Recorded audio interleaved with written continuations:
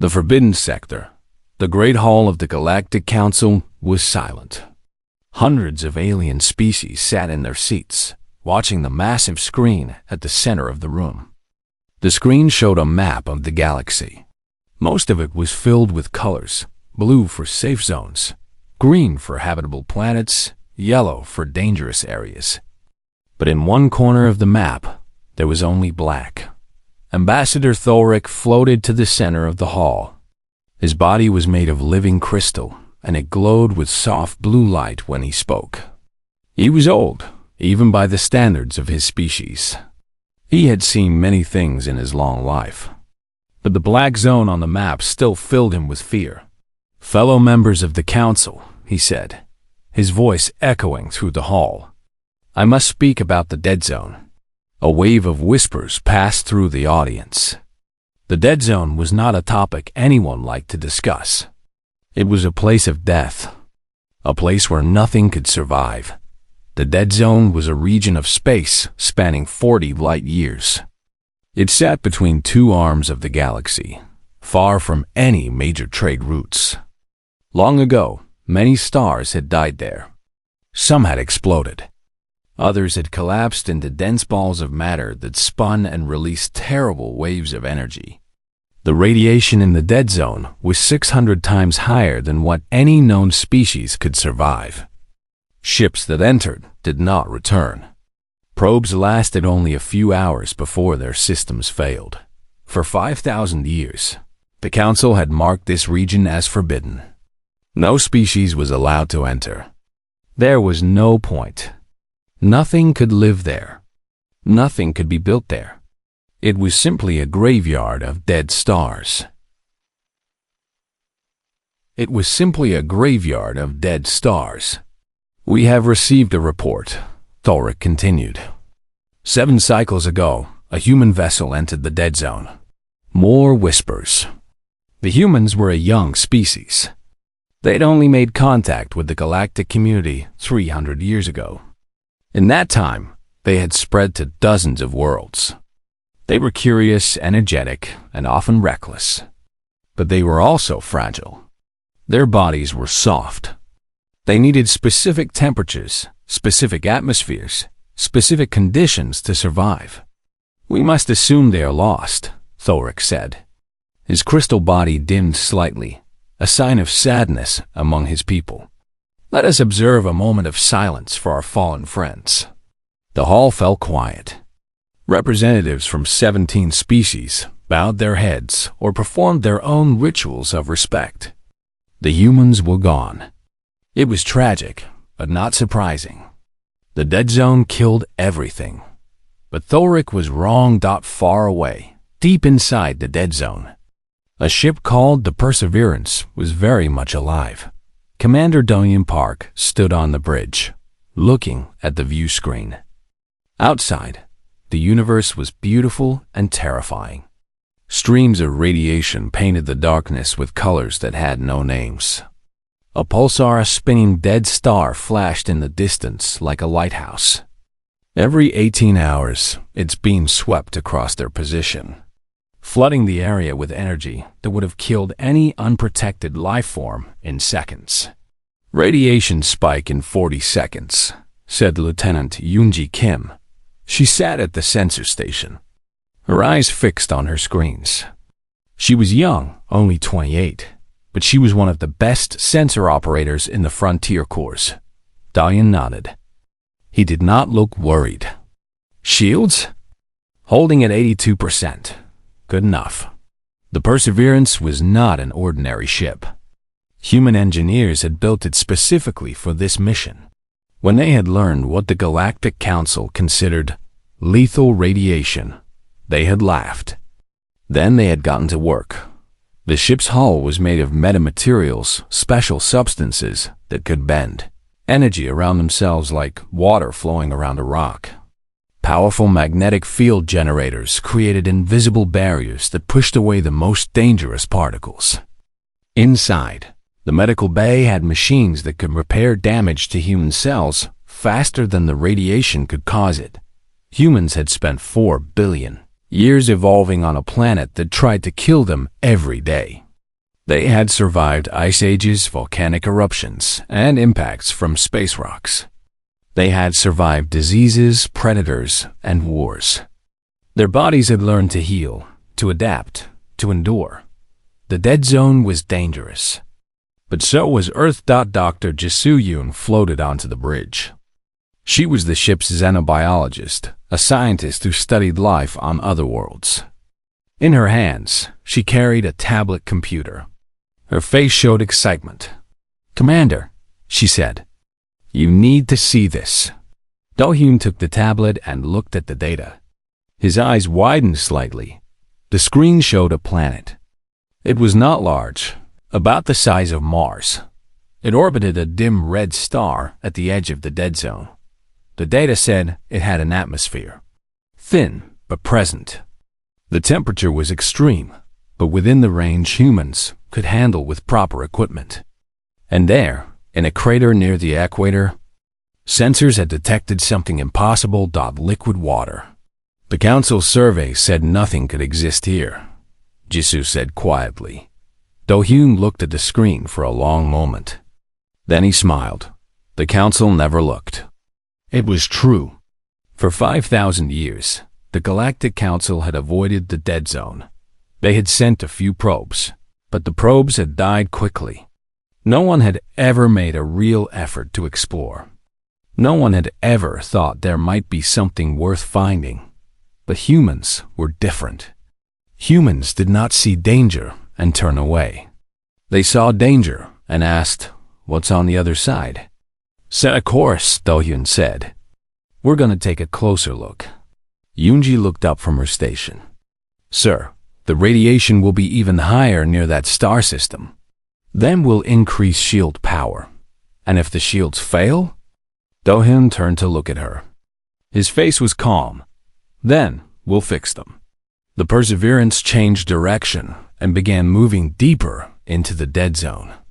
Behind them, the pulsar continued its eternal spinning. Ahead, a small red star waited with its impossible planet. On the bridge, the crew worked at their stations. They were afraid only fools felt no fear in a place like this. But they did not let fear stop them. They had a job to do. They had a mission to complete. And somewhere in the back of Do-hyun's mind, a thought was forming. This planet could be more than just a scientific discovery. It could be a home. The galaxy had declared the dead zone uninhabitable. Commander Do-hyun Park was about to prove them wrong. The impossible survey, the planet had no name yet. On the ship's computers, it was simply called Object 7. But as the Perseverance entered orbit, Commander Do-hyun Park decided that would not do. A place this special deserved a real name. "Haven," he said quietly, looking at the view screen. Lieutenant Yoonji Kim turned in her seat. "Sir, the planet. We'll call it Haven." Haven was not a beautiful world. Its surface was mostly brown and gray rock. Dust storms swept across its plains. The thin atmosphere was not enough to breathe, and the temperature dropped to -40 degrees at night. The red dwarf star it orbited gave off a dim, bloody light that made everything look strange and alien. But to Do-hyun, it was perfect. He had spent 20 years in the frontier course. He had walked on worlds made of methane ice. He had swum through seas of liquid ammonia. He had stood on the edges of volcanoes and looked down into fires that burned hotter than the surface of the sun. In all that time, he had learned one important lesson. Nothing was impossible if you were willing to work hard enough. "I want a full survey," he told his crew. "Everything. Atmosphere, geology, water sources, radiation levels. I want to know this planet better than I know my own face." The crew got to work. Dr. Jisoo Yoon led the scientific team. She was a small woman with sharp eyes and a quick mind. She had grown up on Mars in one of the early human colonies, so she knew what it was like to live on a world that did not want you there. "The atmosphere is mostly carbon dioxide," she reported after the first day. "About 1% oxygen. Not enough to breathe, but enough to work with. If we bring the right plants, we could start changing it. How long? Do-hyun asked. Generations. Maybe centuries. But it's possible. Possible? That was enough. The water was the real prize. Deep in a crater near the equator, sensors had found an underground lake. It was not large, maybe a few kilometers across, but it was there. Liquid water, protected from the radiation by layers of rock above it. This changes everything, said Hyun-woo Choi, the ship's chief engineer. He was a big man with rough hands and a gentle voice. He had built machines on a dozen worlds, and he already had plans forming in his head. With water, we can survive. We can grow food. We can make fuel. We can build. Slow down, Do-hyun said with a small smile. First, we need to make sure the planet won't kill us. Hyun-woo laughed. Commander, with respect, everything tries to kill us. That's never stopped us before. The survey took 3 weeks. Every day, the crew learned something new about Haven. They mapped its mountains and valleys. They measured the strength of every radiation pulse. They tested the soil and found that it contained minerals that would be valuable for construction. But they also found dangers. The pulsar that dominated the dead zone sent out a wave of radiation every 18 hours. When it hit Haven, the radiation levels on the surface increased by a factor of 10. Anyone caught outside without protection would receive a fatal dose in minutes. We'll need shelters, Hyun-woo said. Underground bunkers where people can wait out the pulses. Can we build them? Do-hyun asked. Yes. It won't be easy, but yes. There were also dust storms. The thin atmosphere could not hold heat, so temperature differences between day and night created powerful winds. These winds picked up the fine surface dust and turned it into walls of brown and gray that could last for days. The dust is abrasive, reported Soo-jin Lee, the ship's botanist. She was a quiet woman who loved growing things. On Earth, her family had been farmers for generations. It will wear down equipment. We'll need to design everything with dust protection. More problems. More challenges. But with each problem came a solution. With each challenge came an answer. Slowly, a plan began to form. We can do this, Do-hyun said during a meeting on the 20th day. We can build a settlement here. The crew looked at him. Some were excited. Others were worried. Min-jae Kang, the ship's pilot, raised his hand. Commander, are you sure? This place is. It's not friendly. No, it's not, Diane agreed. But neither was Mars when we first arrived there. Neither was Titan or Europa or any of the other places humans have made their home. We don't need friendly. We just need possible. He stood up and walked to the window. Outside, Haven's brown surface stretched to the horizon. The red light of the star made long shadows across the land. The Galactic Council has been avoiding this part of space for 5,000 years, he said. They looked at the radiation, the storms, the harsh conditions, and they decided it was impossible.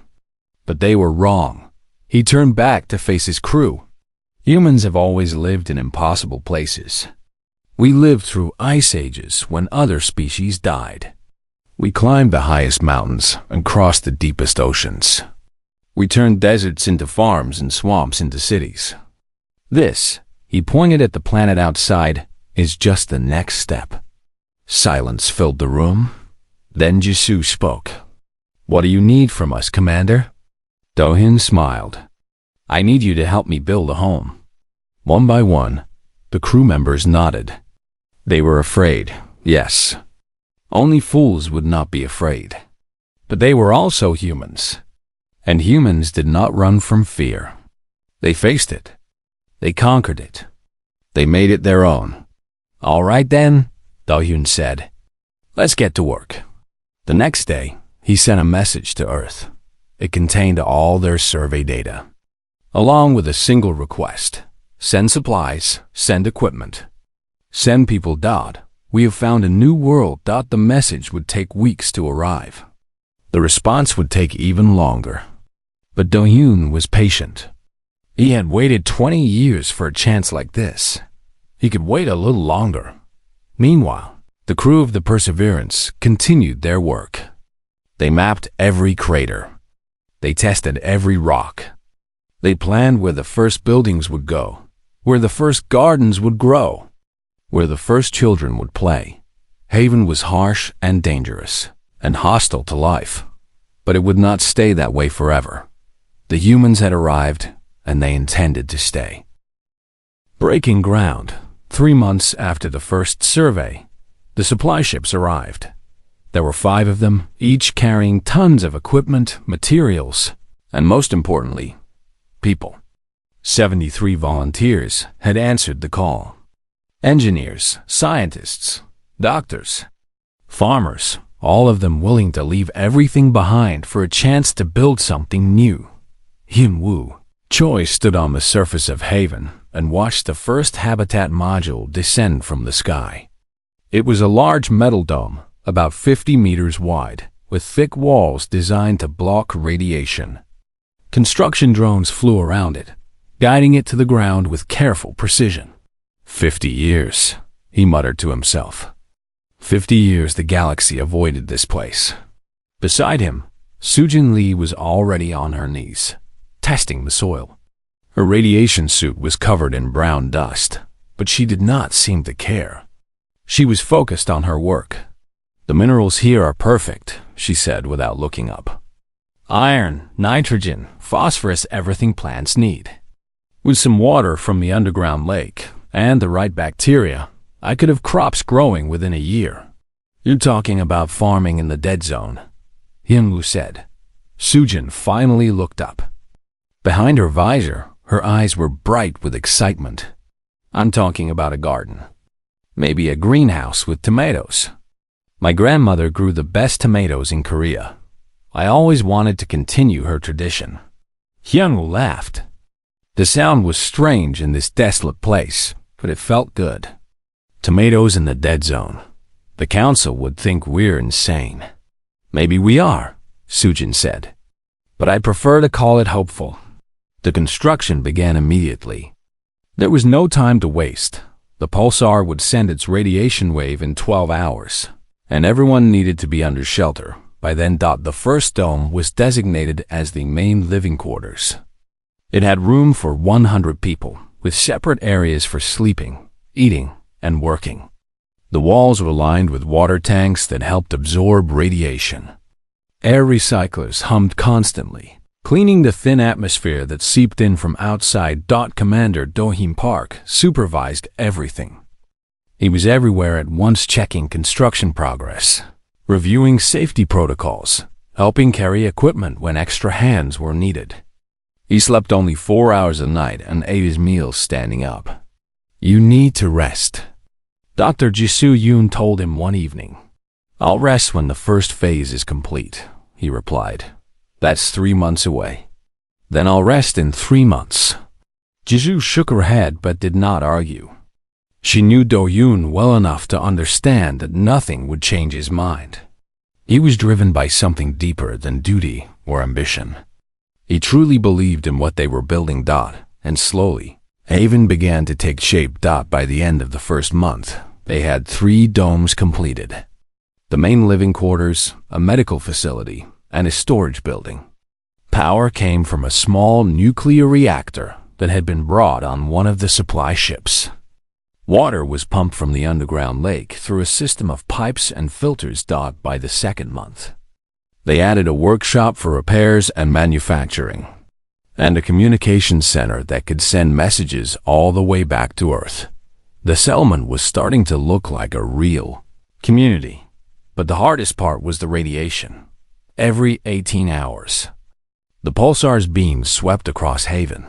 When it did, everyone had to be inside. The domes could block most of the energy, but the walls still vibrated with the force of it. The lights flickered. The air seemed to hum. It's like living next to a heartbeat, said Min Jae Kang. the pilot. He had become the settlement's main transport coordinator, flying supplies between the domes and the orbiting ships. A heartbeat that could kill you. Then we learned to dance with it, Do-hyun replied. We schedule our outdoor work around the pulses. We build our routines around the rhythm. Humans have always adapted to their environment. This is no different. The people of Haven worked hard. They complained about the radiation, the dust storms, the cold nights, and the tasteless food. They argued about schedules and resources and who got the best sleeping spots, but they also laughed. They told stories during meals. They celebrated birthdays and holidays. They formed friendships and relationships. By the 6th month, something remarkable happened. Sujin Lee walked into the main dome carrying a small pot. Inside it was a single green plant, a tomato seedling, its leaves reaching toward the artificial light. It's alive, she announced, her voice trembling with emotion. The first earth plant to grow in the dead zone. The whole settlement gathered around to look. For a long moment, no one spoke. The little plant seemed almost miraculous, a tiny piece of green life in a world of brown rock and deadly radiation. Then someone started clapping. Others joined in. Soon, the entire dome was filled with applause and cheers. Do-hyun watched from the back of the crowd. He felt something warm in his chest, pride, hope, and something else. Something that felt like home. By the 9th month, Haven had its own bar. It was Minja's idea.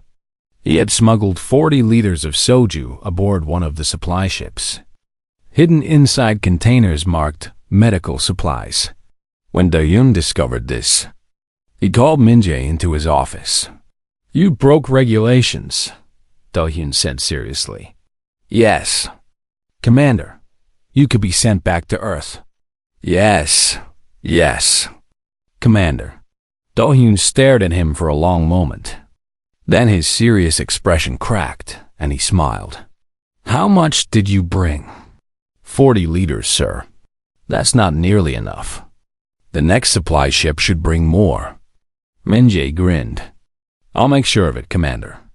The bar became the heart of the community. It was just a corner of the main dome, with some chairs and a makeshift counter, but it gave people a place to gather after work. They drank, they talked, they played games. For a few hours each day, they could forget that they were living in the most dangerous place in the galaxy. Haven was no longer just a settlement. It was becoming a home. And somewhere in the depths of space, the Galactic Council was beginning to hear rumors. Rumors of humans who had not died. Rumors of a colony in the dead zone. Impossible, they said. But the universe was about to teach them that humans had a different definition of impossible. The delegation ambassador Thoric had not slept in 3 days. For a being made of living crystal, sleep was not strictly necessary, but it was calming. It helped organize thoughts and process emotions. And right now, Thoric's thoughts and emotions were in complete chaos. The reports could not be true. They simply could not. He stood before the Galactic Council once again, but this time, the atmosphere was different. There was no sadness, no moment of silence. Instead, there was confusion, disbelief, and for some species, something that looked almost like fear. We have confirmed the reports, Thoric announced. His crystal body flickered with agitation. The humans did not die in the dead zone. They have built a settlement. The chamber erupted. Representatives shouted in dozens of languages. Some demanded more information. Others insisted it was a trick or a mistake. The Morphani delegate, a being of flowing liquid metal, actually fell apart in shock and had to be reassembled by attendants. Order, called the council chair, an ancient being who resembled a floating cloud of gas. We must have order. Slowly, the noise died down. Ambassador Thoric, the chair continued. Are you certain of this information? I am. Our long-range sensors have detected artificial structures on a planet deep within the dead zone. Human communication signals have been intercepted. And we have received an invitation. More chaos. More shouting. It took several minutes for the chair to restore calm. An invitation? The chair asked. Thoric nodded. His crystal form dimmed with embarrassment. The humans have invited the council to send a delegation. They wish to show us their new home. For a long moment, silence filled the chamber. Then the chair spoke. We must send representatives. We must see this for ourselves. And so, 5 days later, Thoric found himself aboard the Venari vessel Eternal Caution. Approaching the edge of the dead zone, he was not alone. 2 scientific observers accompanied him: Kethris, a young researcher with sensor tendrils that could detect energy patterns, and Varth, an elder physicist who had studied the dead zone for centuries. This is as far as we can go, announced the ship's captain.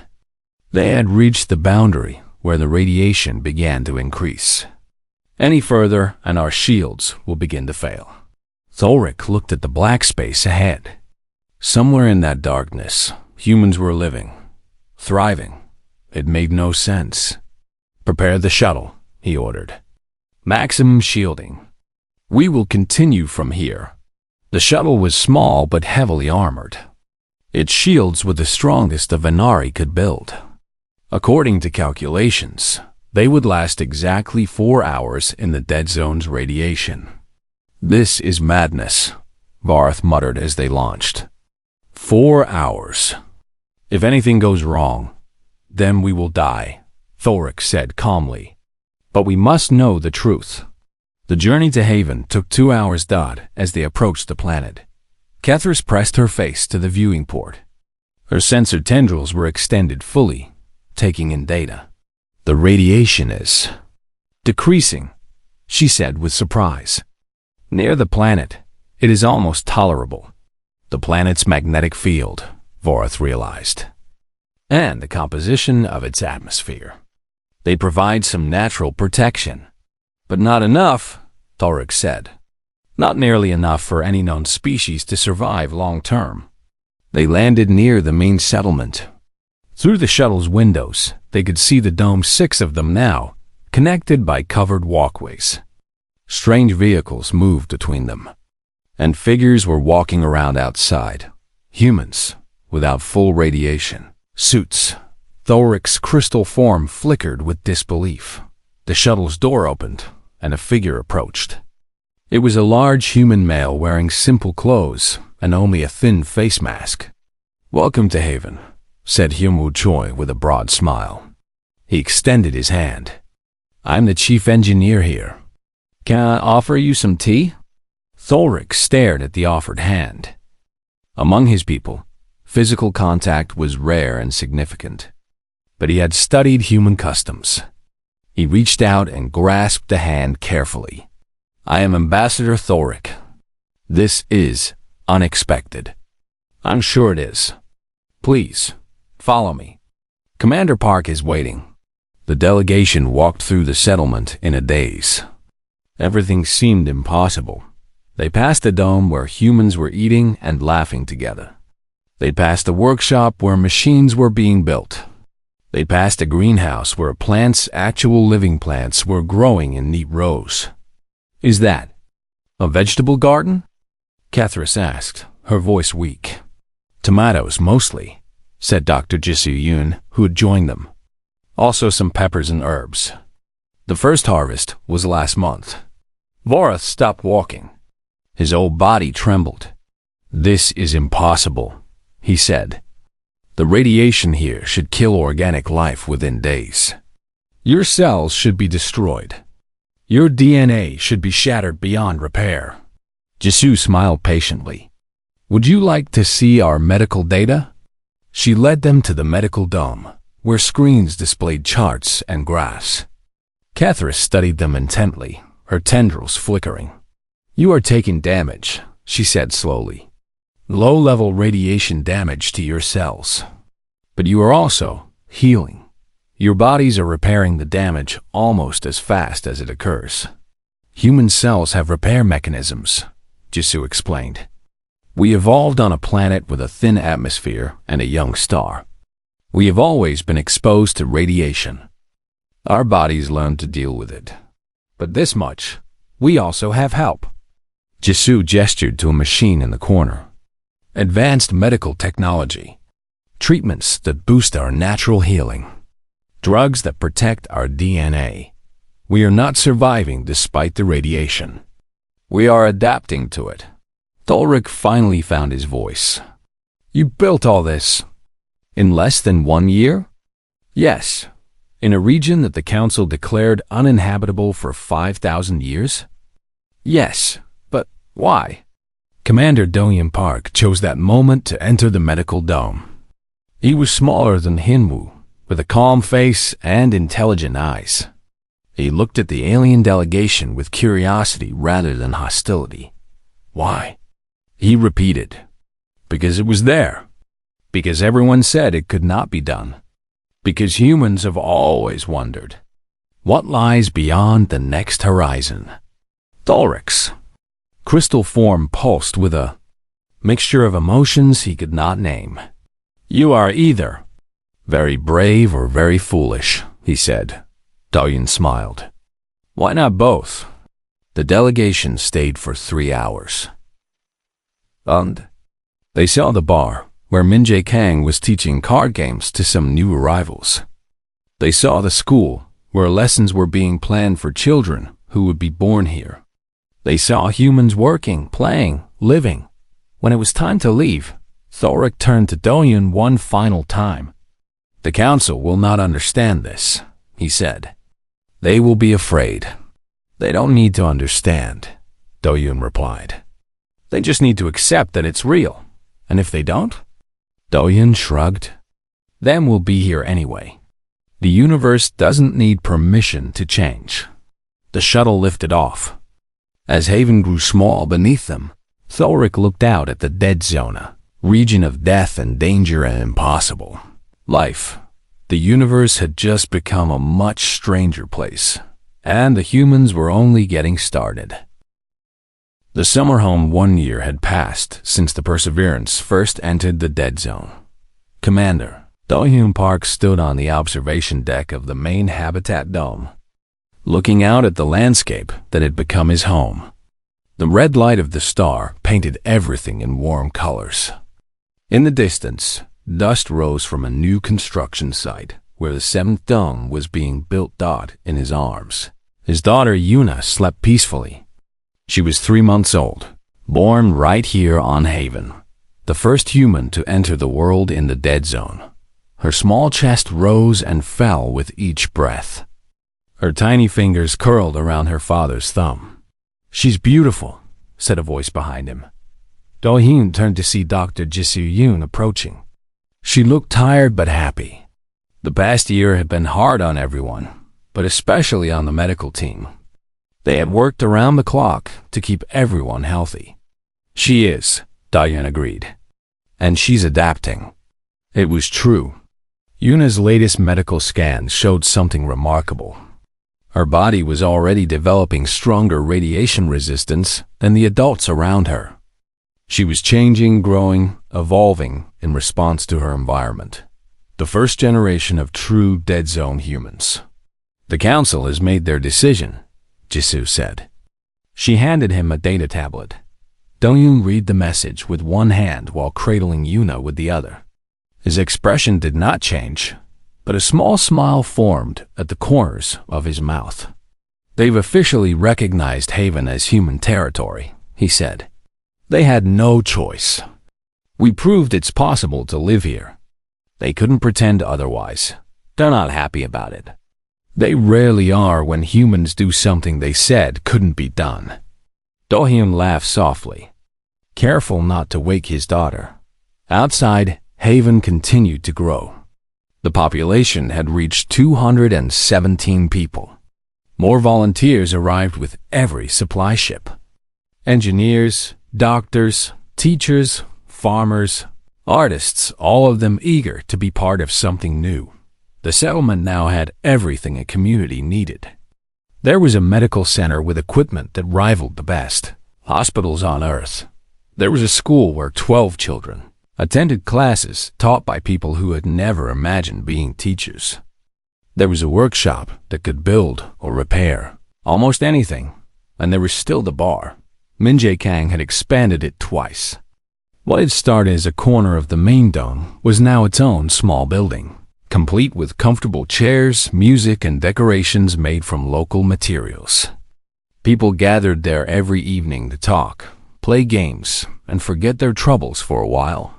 "Lieutenant Kim is asking for you," Jisoo said.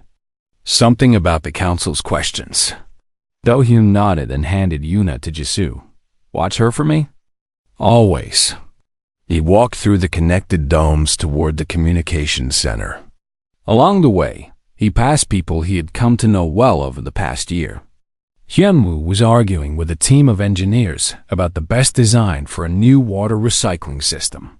Sujin was checking on her tomato plants, which had grown large and healthy. Children ran past, laughing and playing games only they understood. It felt like home. It felt like family. The communications center was quiet. Lieutenant Yoonji Kim sat at her station, studying a long list of questions on her screen. "They want to know how we did it," she said when Do-hyun entered. "How we survive here when no one else can." Do-hyun looked at the questions. There were hundreds of them. Technical questions about shielding and medicine. Practical questions about food and water.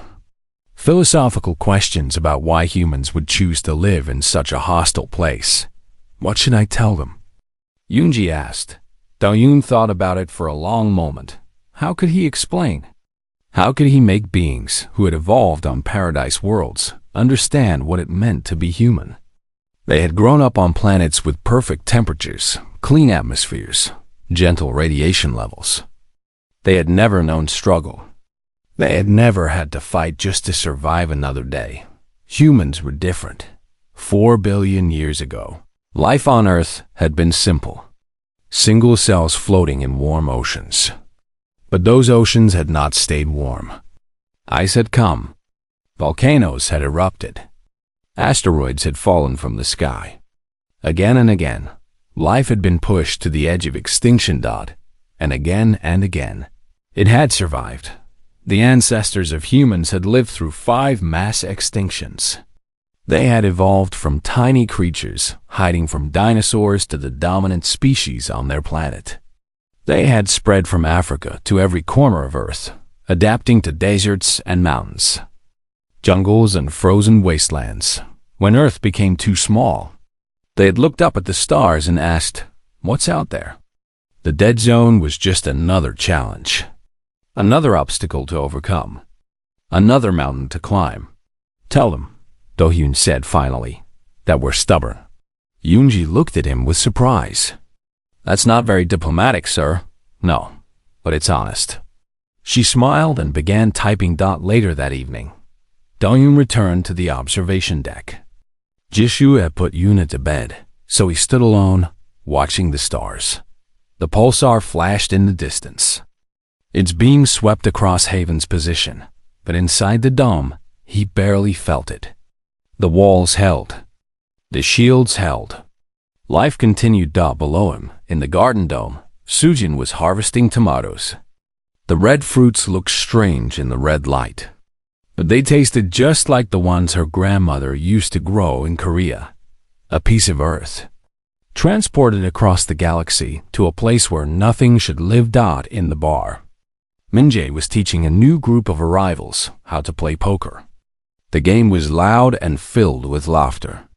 Someone had found a guitar somewhere, and music drifted through the air. In the medical center, Jisoo was reviewing health data.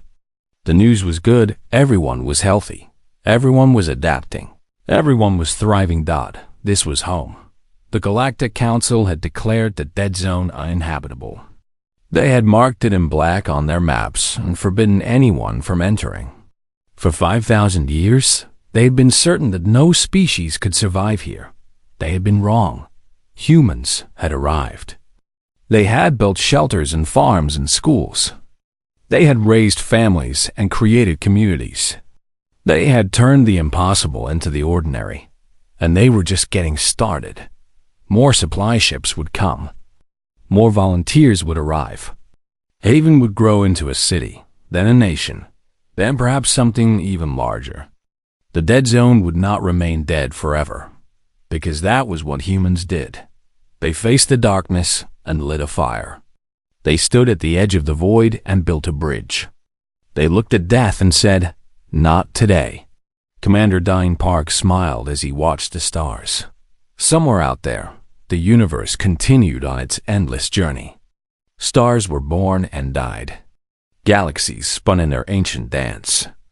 And on a small planet in a region of space that no one else would touch, humans were making a home. They had called it a summer home at first, as a joke. A vacation spot in the deadliest place in the galaxy. But jokes had a way of becoming truth. And Haven was no longer a joke. It was a statement. A declaration. A promise. Humans were here to stay. The universe would just have to deal with it. The end.